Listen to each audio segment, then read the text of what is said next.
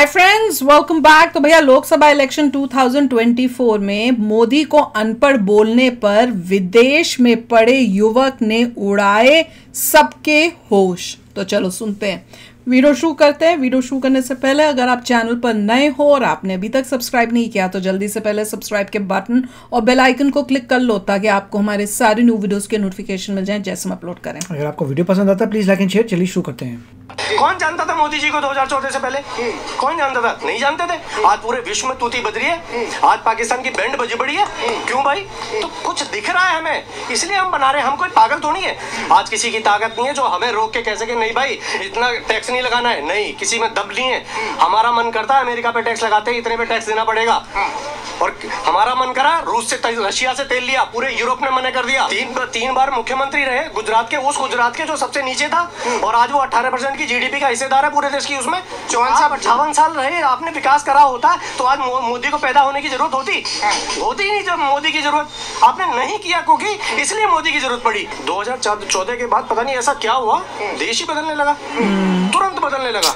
मतलब हर आदमी एक्टिव हो गया, हर आदमी को पता चलने लगा यार जोश आ गया, ये हो रहा है, आज वो हो रहा है। आज 370 हट गई सुबह सुबह। आज यार क्या कहते हैं, पाकिस्तान के अंदर घुस गई सेना।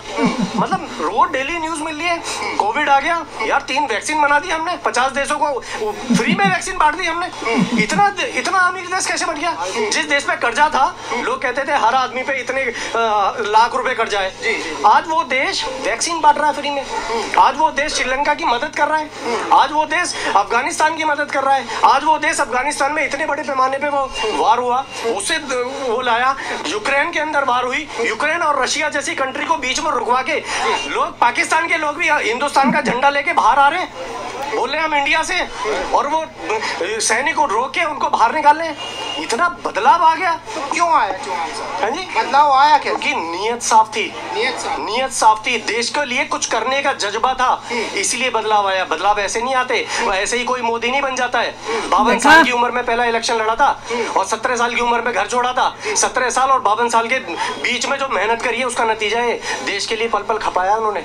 और आज ये हमारा दुर्भाग्य है जो लोग नहीं पहचानने। तो कहते रहे अरे ये तो चमचे हैं, ये तो वो है, कहते रहो तो उसे क्या फर्क पड़ता है? महात्मा बुद्ध को भी गाली दी गई थी भाई साहब, या तो ये तो मोदी जी हैं उनको भी, फिर लेकिन बाद में हुआ ना 10वें अवतार है महात्मा बुद्ध। यही एक समय आएगा जब लोग पहचानेंगे। लेकिन चौहान साहब विपक्षी तो बोल रहे हैं कि भाई मोदी जी डरे हुए हैं, गरीब हैं, गरीब चाय वाला देश कहाँ चला सकता है? 10 साल चला के तो दिखा दिया 10 साल चला के दिखा दिया, और मेजोरिटी से सरकार बनाई, दूसरी बार भी बनाई। तो ये दिखाता है ना कि हम लोग चाह रहे हैं कि मोदी जी दोबारा आए। तीन बार मुख्यमंत्री रहे गुजरात के, उस गुजरात के जो सबसे नीचे था, और आज वो 18% की जीडीपी का हिस्सेदार है पूरे देश की। उसमें तो वो किस लिए भाई? एक आदमी को इसलिए प्रधानमंत्री बनाया कि वो 3 बार मुख्यमंत्री रह के उस राज्य को सबसे रईस राज्य की गिनती में उसने खड़ा कर दिया। हमने कहा भाई ये बंदा ठीक है, और आज वही हुआ। आज पूरे विश्व में तूती बज रही है, आज पाकिस्तान की बैंड बजी पड़ी है। क्यों भाई? तो कुछ दिख रहा है हमें, इसलिए हम बना रहे हैं। हम कोई पागल थोड़ी है। कौन जानता था मोदी जी को 2014 से पहले?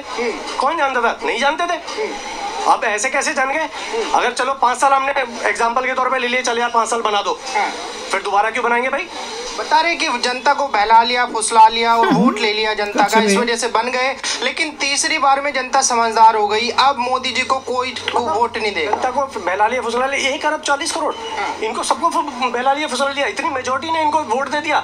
सब पागल थे साले, है किसी में दिमाग नहीं था कि आदमी हमने बहला रहा है, फुसला रहा है। सब पागल थे।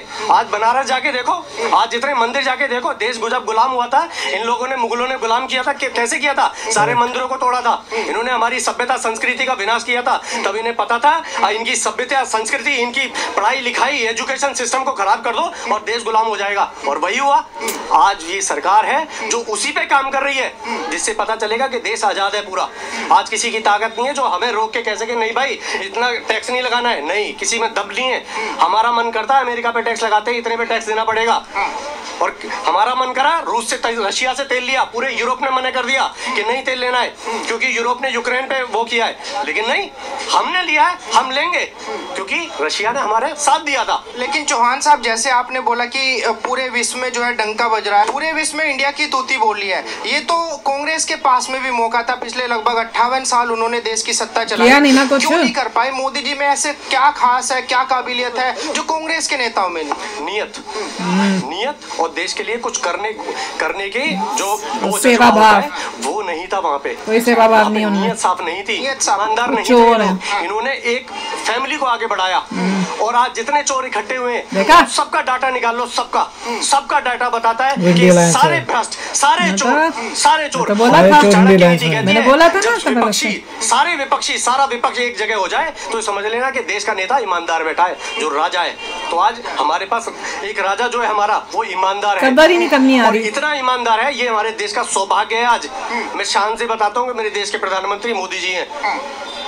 तो विपक्ष तो बोल रहा है कि भाई जो तानाशाह की सरकार है, इसको हटाना देश की मजबूरी है, नहीं तो देश को बिल्कुल गड्ढे में धकेल देंगे। गड्ढे में कैसे गड्ढे में जा ही नहीं रहे कि ईडी के छापे पड़ गए, गड्ढे से निकालना है। लोग कहते थे अरे यार ये इसलिए भ्रष्टाचारी लोग हैं, इन पे कोई कुछ नकेल नहीं कसता।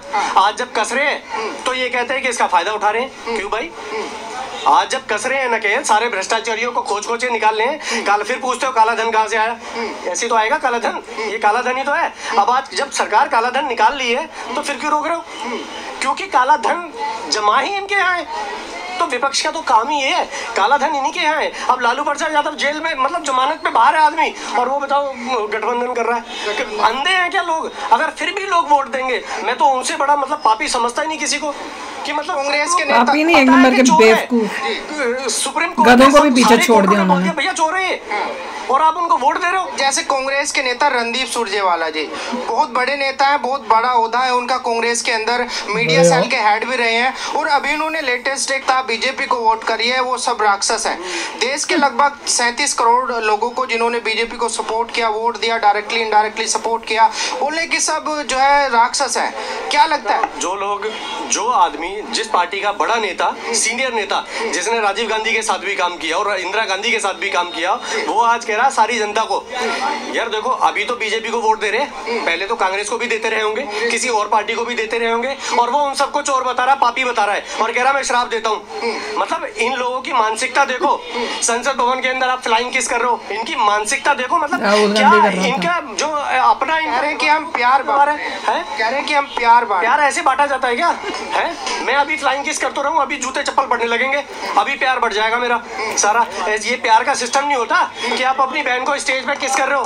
प्यार अपने घर में दिखाओ आप यार, ये कोई तरीका थोड़ी है प्यार निभाने का। शिष्टाचार होते हैं लोग, मोदी जी के राष्ट्रपति प्रधानमंत्री पैर छू रहे हैं, आके बॉस बता रहे हैं, शिष्टाचार ये होते हैं, ये नहीं होते। अपनी सिस्टर को आप मंच के ऊपर, अभी ये कह रहा था अरे बहन है, बहन को कैसे भी चूम सकते हो, ऐसे कैसे चूम लोगे आप? एक मर्यादा होती है हर रिश्ते की, आप उस मर्यादा में रहो ना। लेकिन उसको पता ही नहीं है मर्यादा में रहना कैसे है। बस क्योंकि मैंने 3000 किलोमीटर यात्रा कर ली, मुझे प्रधानमंत्री बनाओ। मैंने इतनी भरी ठंड में टी-शर्ट में यात्रा कर ली, मुझे प्रधानमंत्री बनाओ। कह रहे हैं कि भाई हमारे जो राहुल गांधी जी नेताजी वो खुले विचारों के हैं।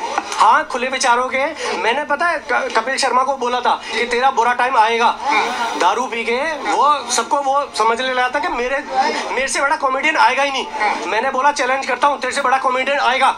भाई साहब राहुल गांधी को सैल्यूट करता हूँ, उसने उसकी मट्टी खराब कर दी।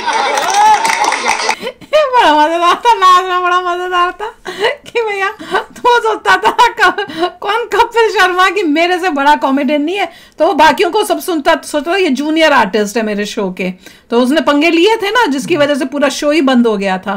तो वो कह रहे हैं कि भैया ये राहुल गांधी ने उसके शो को भी मात दे दी, उसका ऐसा कॉमेडी होती है। और बात तो वही है, सच्ची है। राहुल गांधी की कॉमेडी जो है बड़ी जबरदस्त हिट जाती है। मैं कोई सोच ही नहीं सकता कि कोई ऐसे इतना भी बेवकूफी कर सकता है। कॉमेडियन उसका करियर ज्यादा सक्सेसफुल है rather than a पॉलिटिशियन। उसको बनना ही नहीं चाहिए। मैं तो कहती हूँ भैया सब हाथ जोड़ के बोलो उसको, राहुल गांधी तू पॉलिटिशियन की जगह कॉमेडियन बन जा, देश भी बच जाएगा हमारा, और तू भी कोई अच्छा काम करेगा हंसा के लोगों को। आई होप कि जनता ये सब चीजें देखती है और जाके वोट देती है। बिल्कुल, कितना बताया। ये सब ठीक है, आपने देख लिया, मगर अगर आप कार्य नहीं करेंगे, घर में ही बैठे रहोगे, गर्मी है जी, या दूसरे लोग दे देंगे, या मोदी जी तो अपने आप जीत ही जाएंगे, क्योंकि मोदी जी ने 400 पार तो बोल ही दिया है, बिना वोट किए हो जाएगा। फिर बाद में रोते रहना, क्योंकि भैया ऑपोजिशन के लोग तो जा रहे हैं देने वोट, वो तो भर भर के जा रहे हैं।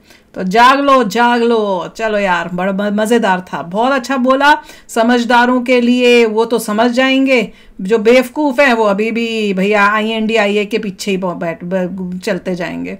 तो चलो चलते हैं, मिलेंगे नेक्स्ट वीडियो में बहुत ही जल्द। Till then take care and bye bye. तो अगर आप मेरे इस चैनल पे नए हो तो जल्दी से सब्सक्राइब के बटन को हिट करो और बेल आइकन को क्लिक करो, ताकि आपको मेरा जब नया वीडियो मैं लगाऊं आपको उसके बारे में जल्दी से पता चल जाए।